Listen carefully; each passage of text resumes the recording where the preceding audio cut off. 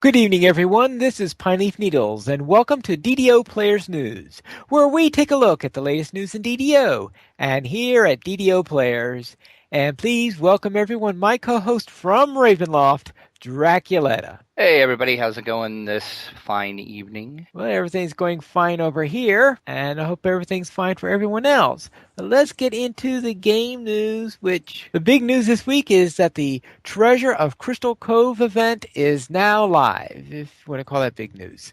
Yarr, me booty. It's all piratey in case you didn't know. That's why I did that. Yes. Yarr, I know. I who be normally don't after talk my like pirates. Yeah. booty?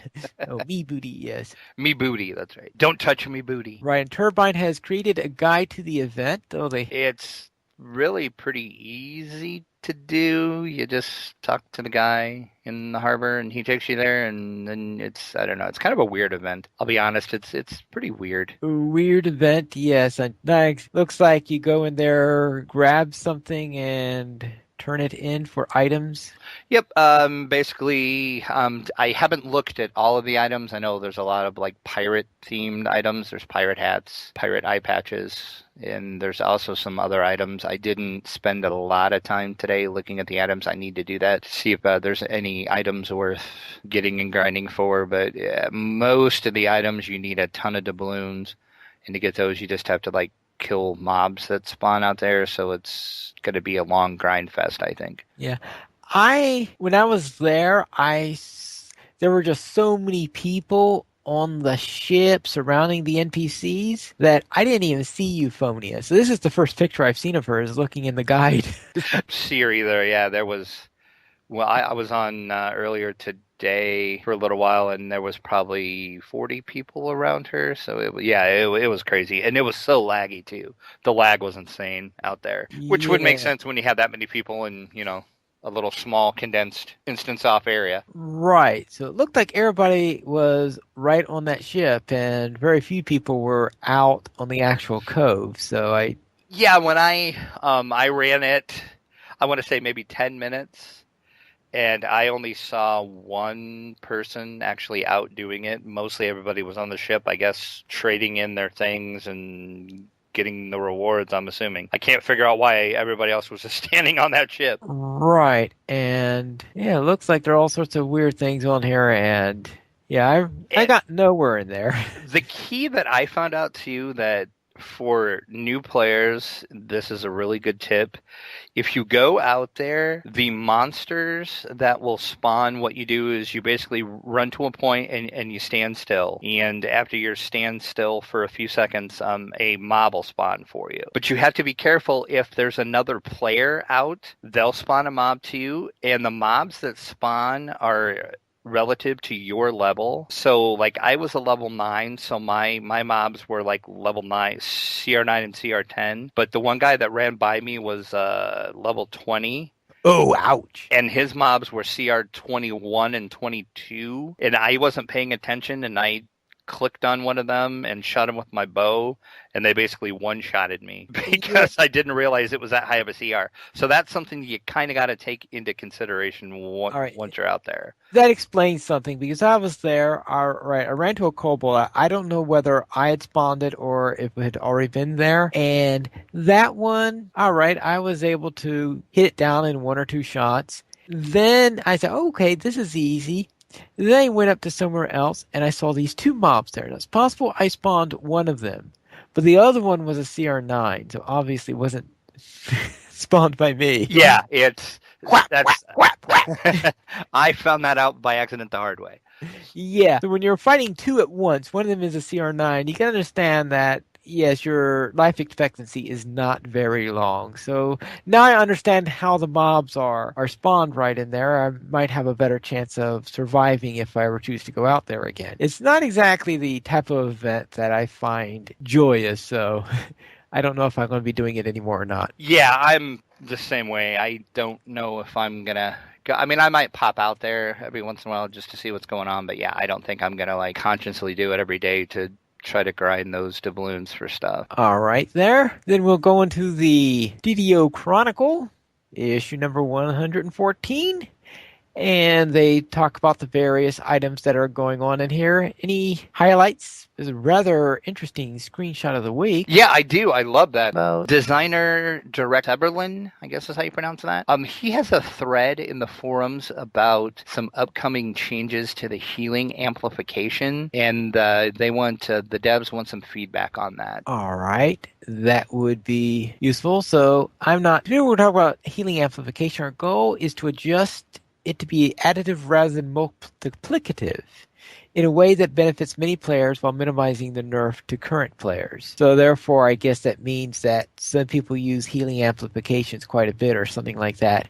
I haven't played a cleric all that much, and I don't think I've played the main healing line, which I presume is where you get all these healing amplifications from. But so therefore I would think that the clerics would be the one who are most interested in this. And then there's another little thing I'd like to spot out to you. There's a player by the name of Darkly Dreaming, I'm assuming it's a female, had crafted some owlbear companions out of yarn. If you click on the thing in the Chronicle, you can go to the forum post about it, and they show a picture. They look pretty awesome. I think I want some, because those are just amazing looking. Owlbear companions. Okay, I've got to see this. Check out that picture. They are amazing. Oh, wow.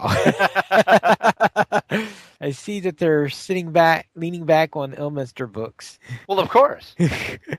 Why wouldn't they be? So we'll now go into the community update. Which they basically covered everything that was in the community spotlight. They talk about the healing amplification thread. But again, we want to send a big thanks out to Turbine, as they did talk about our last podcast and linked to the YouTube version and also the iTunes link to download it. So thanks Turbine again for the shout out. For DDO Players News, we do appreciate it.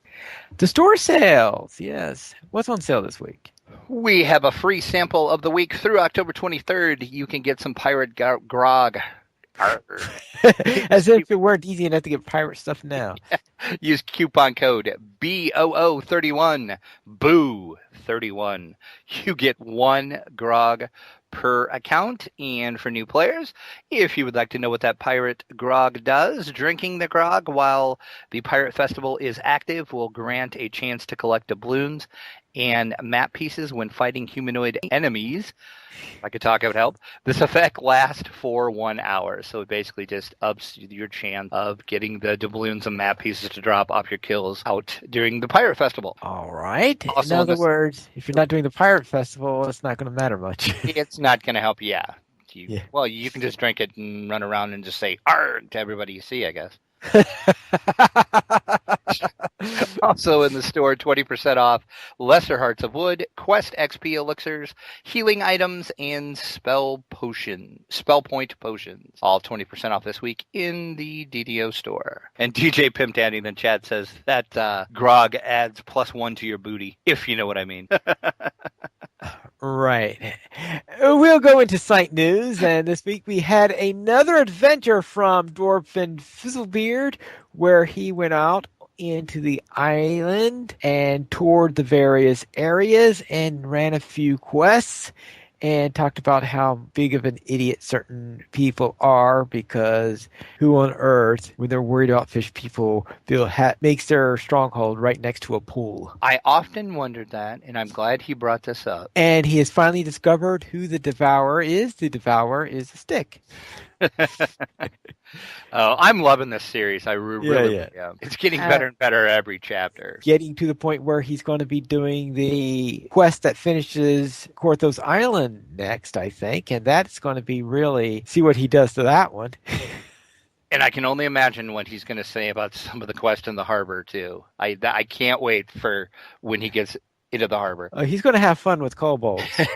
Yes, he will. It'd be really funny when he gets to the necropolis, seeing that he's a necromancer. We'll now go into news beyond DDO, and the first 5th edition DM guide preview has been unlocked, where getting certain levels for them in Extra Life is going to unlock the viewing of certain items, and the first of these is the Deck of Many Things, a real classic piece of D&D treasure that I remember once seeing as a player, where the DM pops one of these things out and I know some of the players in our group decided to draw a few cards. And I think we had to spend a wish in order to get a player back because they got the void, if I remember correctly, and we had to use a wish to get them back. I think it was the only thing that could get them back whatsoever if you went in there. See, that's why I don't like the deck of many things. Yeah, because things like that can happen.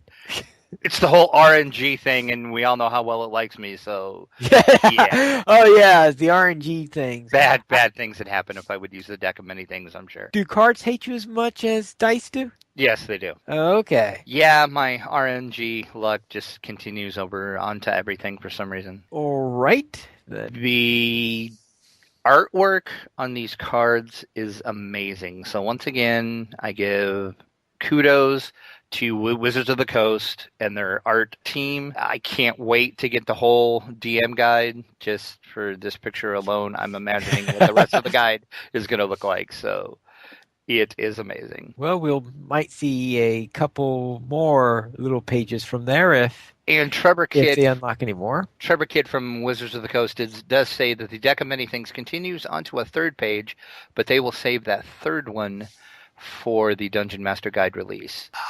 So we only get a 2-page preview, and part of it, they have, instead of blacking it out, they made a sword that I want. It's called the +1 sword of none of your business. Yes, that was interesting how they covered that up. Now, that was the item before the deck of many things. Yeah. Now, the deck of many things itself, there are 3. Yeah, they have the first 3 cases described in there, so I presume that the third page is showing the other 19 cards. Yeah, so which would be logical. We'll have to wait, and the next thing to be unlocked, if they hit their goal, is going to be Figurines of Wondrous Power. That's at $30,000. $35,000 is a selection of magic rings. $40,000 is the Eye of Vincina, Hand of Vicina, and the Orb of Dragonkind.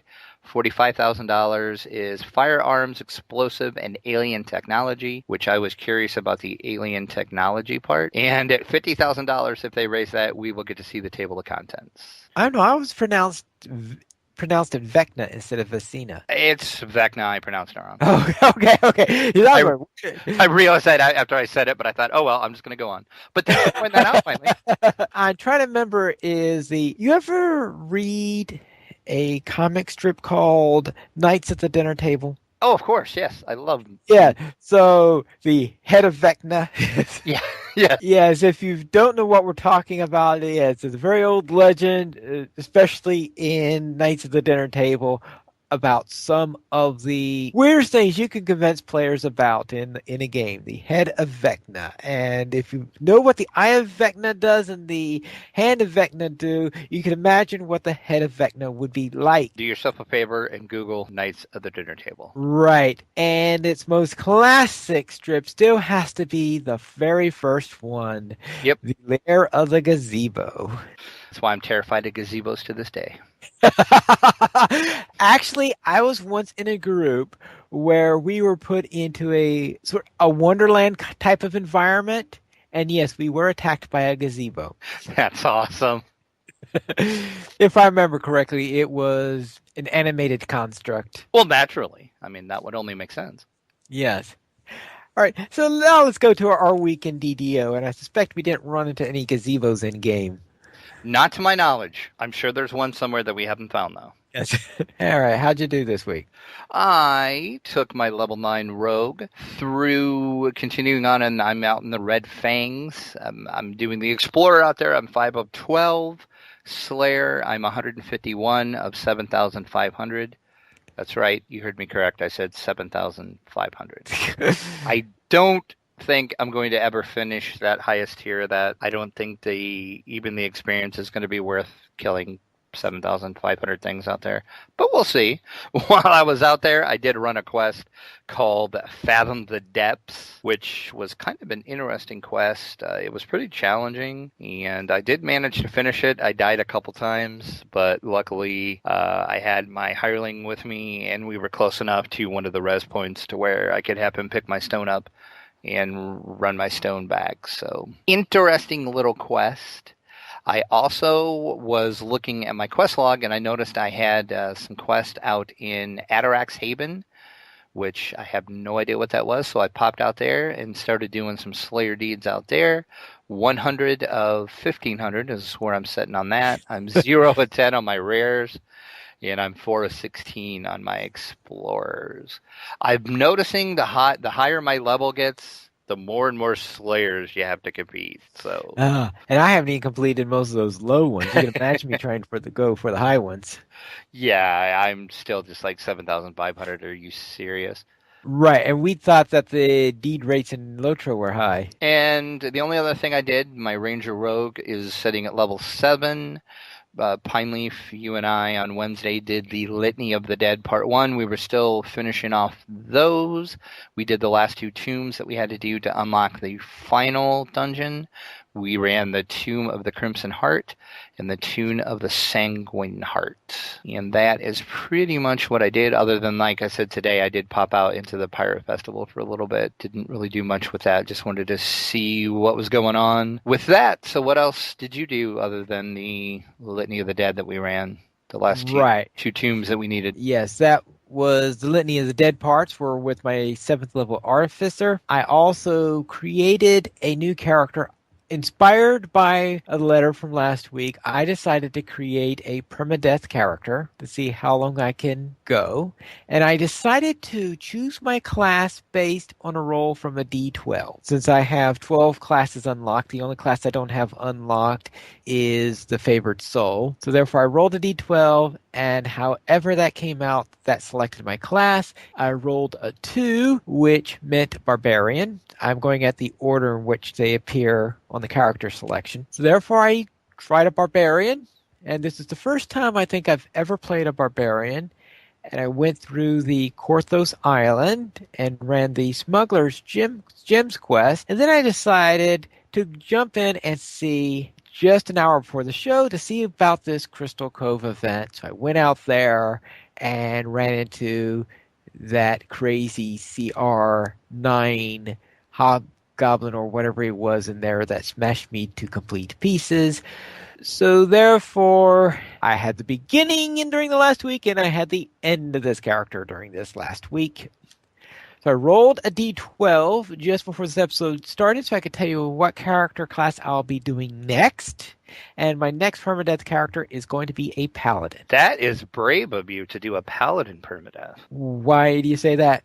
Well, I guess it's not any worse than your barbarian. At least I have more on healing. Well, see, that's true. So how are you liking the barbarian? Because I know you had said you had never ran one before. I never ran one before.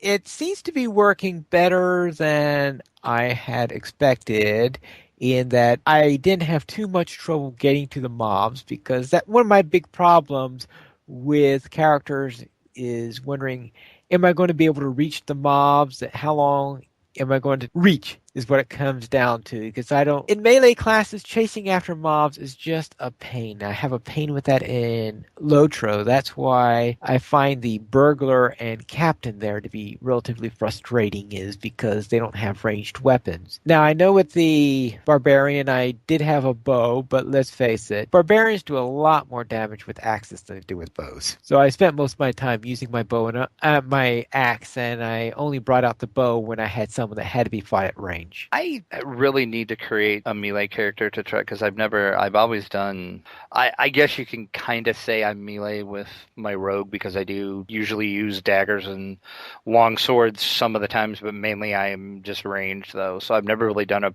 pure melee character, which I really should do that just to see what it's like. I'm not a big melee person though. I've just always preferred bow. That's why my favorite tank class in Lotro is the Warden, who I know that is mainly a melee character class, but they also have javelin, so I have that to fall back on. So I don't think I'm as pure melee as you are, but as pure ranged as you are, but I still have tried to get a foot into range no matter what I do. And that carries over quite a bit into my DDO play. There are still some things I still need to learn about the systems. Only this week where I finally learned how you set up auto attack, and I still haven't taken advantage of it, but I mean, I've been playing DDO for all these years, and I didn't know that you could set up auto attack. I assumed it was impossible. I have never used it. Yeah, I know. It does. I don't think it's as obviously useful as it is in Lotro. I guess I'll find out at some point.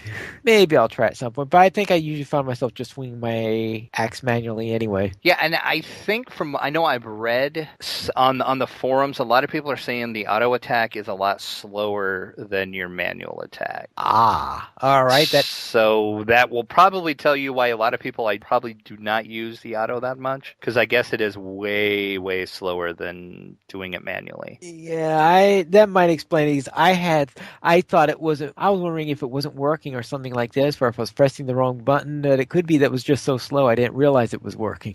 So let's go into donations. This week we did not receive any donations, but we would love your support. You can help DDO players by simply going to the donations page, where you can help support the podcast, the DDO players, and also help support the site.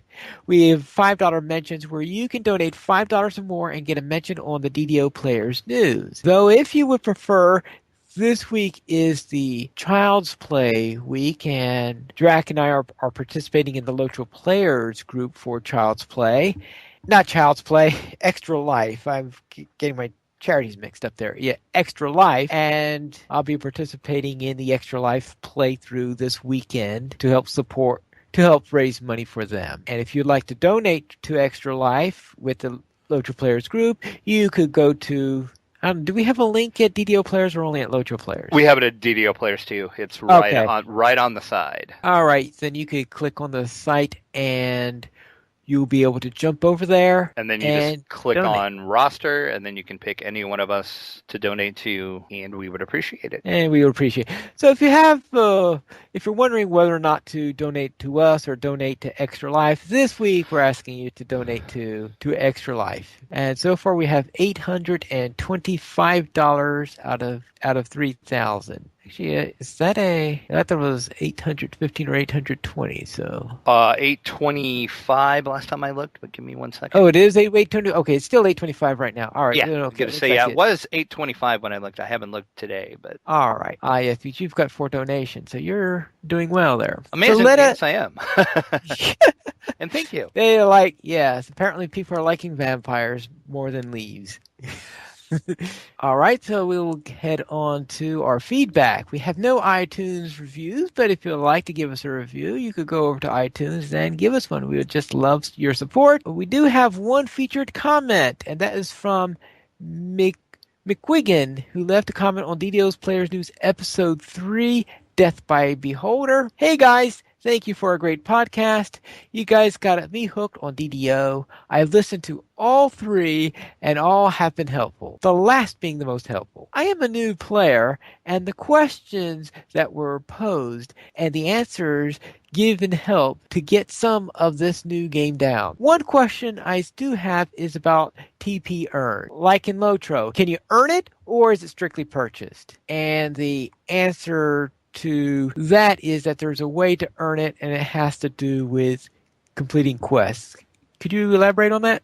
I sure can. In DDO, you get turbine points by earning favor.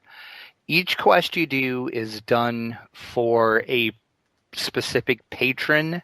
You can look and see which quest does what patron, and you get favor with that specific patron when you finish a quest.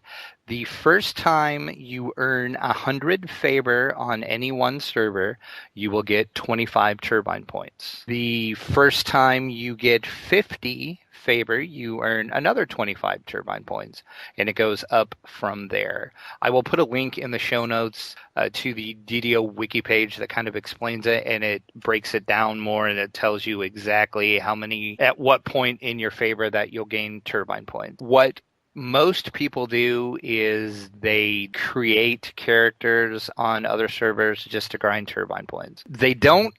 I wish DDO was like Lotro in that aspect. In Lotro, you gain turbine points in a lot of different ways. DDO is not the case, unfortunately, and I'm not sure why Turbine did that per se.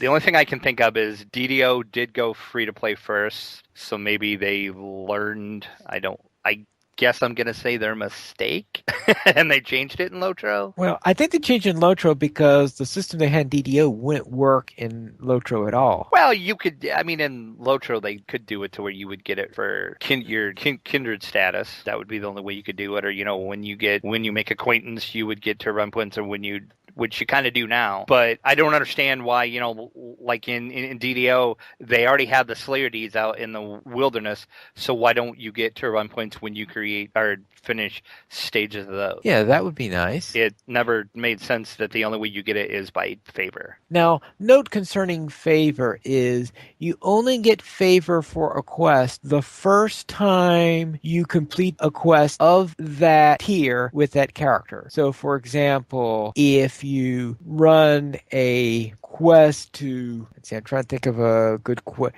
The quest that's okay, I did the Smuggler Gems ones, for example. If you do it at normal, the first time you do it at normal, you would get a third of the favor that you can get for there. So therefore, you'll get, let's say it's worth 2 per tier only. You could get 2 points for that. Then if you do it at epic level, you would get 6 points. So if you do it at normal first, you get 2. Then if you did it at epic, you'll get 4 more favor because the total is 6 and be 6 minus 2. Yeah, it gets complicated. Yeah. I said I'll link to the DDO wiki. Yeah, that kind of explains it because it's kind of a convoluted, complicated thing to earn it, but you can earn it in game, just not as easy as Lotro. And it sounds like he's coming from Lotro, so that's going to be a little bit different for him.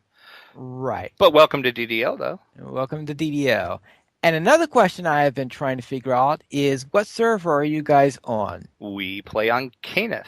Right. We do most of our stuff on Caneth. I do permadeath on Sarlona, but most of my characters are on Caneth right now. And he finishes off with, I would love to do some questing with you guys. Your friend McQuiggan Baruch Kazad, which is a Lotro thing as opposed to DDO. Because I don't think any dwarves yell Baruch Kazad in DDO.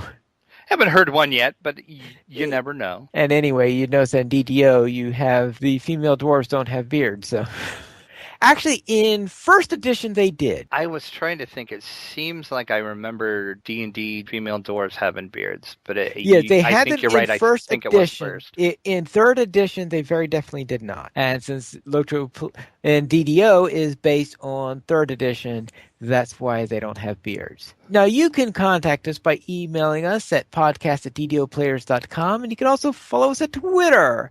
You go to the Players Alliance at Players Ally, DDO Players at DDO Players, Draculetta at Draculetta_72, and Pineleaf at Pineleaf Needles. The Players Alliance has 2 live shows every week on Mondays at 8:30 p.m. United States Eastern Time. We broadcast DDO Players News, and on Saturdays at 8:30 p.m. U.S. Eastern Time, we broadcast Lotro Players News. And you can join us for our live shows at ddoplayers.com/live, and thank you all for listening. That's all for tonight, and this is Pineleaf Needles reminding you to loot those treasure chests.